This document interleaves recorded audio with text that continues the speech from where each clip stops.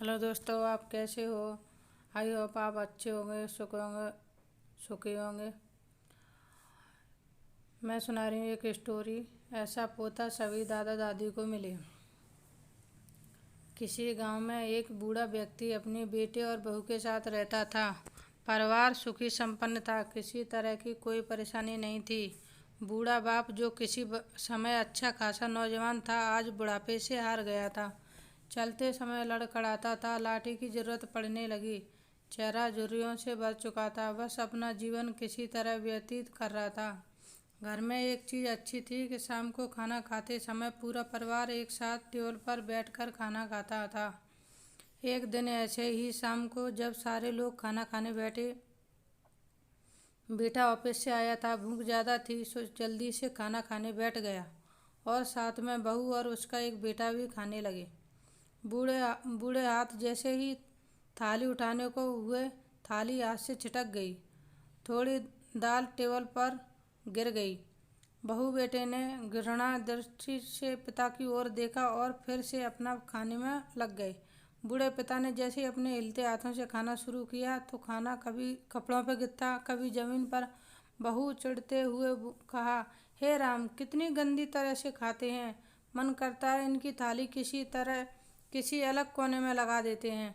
बेटे ने भी ऐसे ही सिर हिलाया, जैसे पत्नी की बात से सहमत हो। उनका बेटा यह सब मासूमियत से देख रहा था।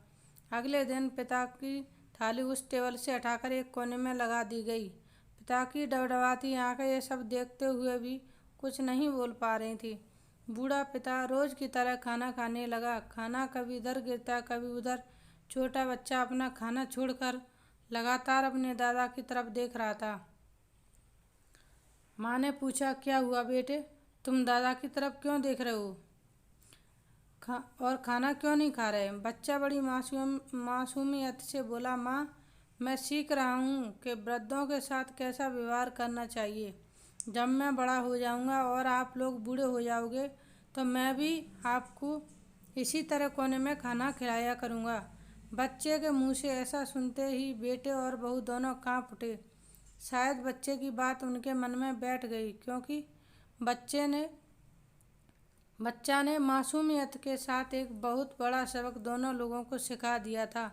बेटे ने जल्दी से आगे बढ़कर पिता को उठाया और वापस टेबल पर खाने के लिए बिठाया, और बहू भी भागकर पानी का गिलास लेकर आई कि पिताजी को कोई तकलीफ ना हो। माँ बाप इस दुनिया की सबसे बड़ी पूंजी है। आप समाज में कितनी भी इज्जत कमा लें या कितना भी धन इकट्ठा कर लें, लेकिन माँ बाप से बड़ा कोई धन नहीं इस दुनिया में कोई नहीं है। तो हेलो दोस्तों, मेरी स्टोरी अच्छी लगे तो लाइक, कमेंट और सब्सक्राइब ज़रूर करना। और हेलो दोस्तों, मेरी स्टोरी पढ़ने के लिए धन्यवाद। सब्सक्राइब और लाइक कमेंट करने के लिए धन्यवाद। तो माँ बाप ही नहीं, अपने सास ससुर की भी सेवा करना है इसी तरह से भाइयों। बाय बाय दोस्तों।